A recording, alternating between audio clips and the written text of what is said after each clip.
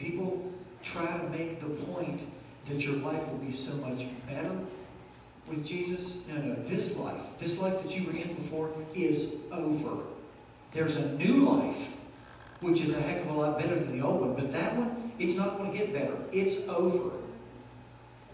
You become a single-use vehicle. You have one purpose. And the problem with misery in the Christian life is when we try to do two things at the same time. I tell you, my boy Garrett, where is he? Oh, he's asleep. But he is the worst child in the world about trying to do two things at once.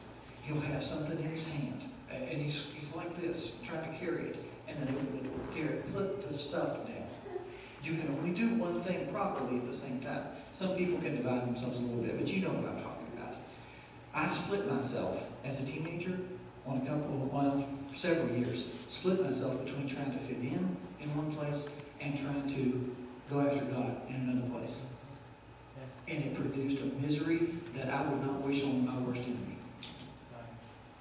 I remember nights laying in bed, beating my head on the floor, like not in bed on the floor, but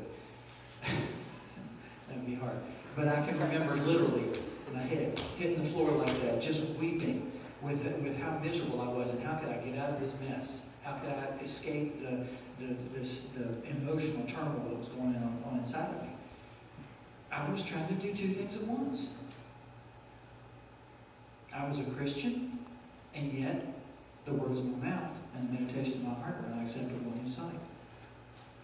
I had confessed Jesus, and I had this is all in quotes, graciously allowed Him to save me, as if I was some great thing for Him to come and pick up and use. But it wasn't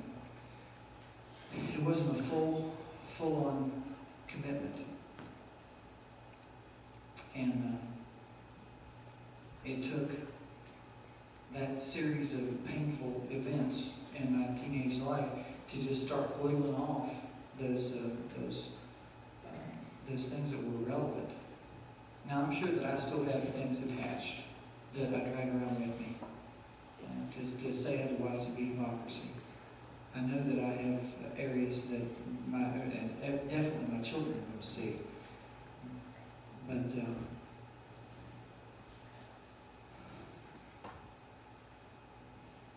it took pain, unfortunately, to drag out of me those areas that I was trying to be split in, where I was trying to get along over here and still follow a call that was so much higher than get along.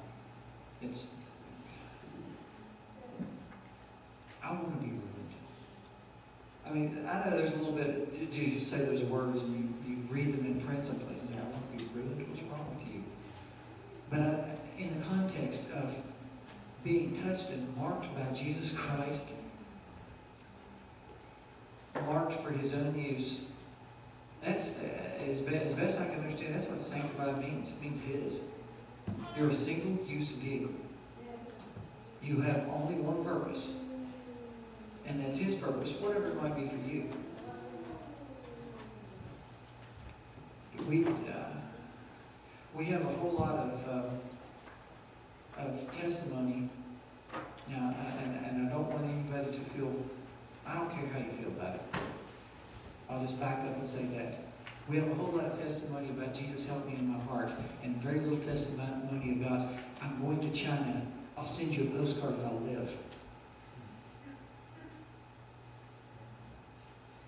Bill Borden was an heir to the Borden Terry family. The Borden you get the milk. He was heir to this fortune. He had a brother that was older than him, and his father. His father was running the company. His father died. His brother was running the company. His brother died. During the time between his father dying and his brother dying, he got saved, and he got gloriously saved. And he believed he was called to missions. And he went to whatever the mission service was, and they said, sure, glad to have you. He went through his training, and then his father died. Then his brother died. And his mother came to him and said, we've got to have you come and run the company. He said, no, I'm called of God. I've got I've got to go. She said, well, you can be useful in this place. You'll be one of the richest people in the country. You can have influence. You can have, authority. He said, no, that's not what I'm called to. I know where I'm supposed to go. He went to Egypt, Cairo, and he continued his missionary training. And at some point, I believe he contracted meningitis. And meningitis is frequently fatal. And in this process, he wrote the fly-leaf for the Bible that he was given. No reservation. And he got sicker and sicker. And he wrote, no retreat.